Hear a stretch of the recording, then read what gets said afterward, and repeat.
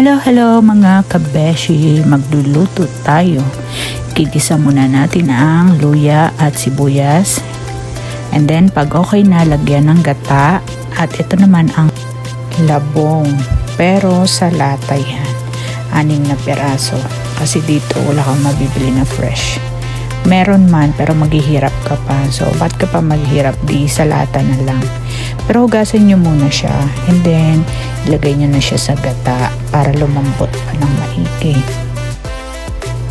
Yan, takpan at pakuluan.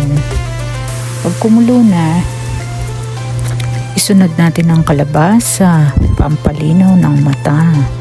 Palambutin nyo muna yan, takpan, hayaan nyo muna siya. And then, pag malambot na, isunod na natin ang kangkong na $1 ang presyo.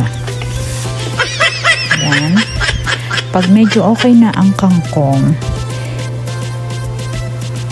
pwede na natin ilagay ang mga okra. Si okra, hindi ko yan in-overcook. Half-half lang. Kasi nga, medyo slimy siya. Madulas. Ayokong kainin pag madulas. Yan. Antayin natin siyang maluto. Tcharan! Pwede nang kumain. Yung hipon pala, niluto ko na yan nung una pa lang. Timplahan nyo na lang yan, mga paminta, patis. Kayo nang bahala ng pampasarap. Yung mga simpleng ingredients lang na pwede nyo pampalasa. Wow, pwede na tayong kumain.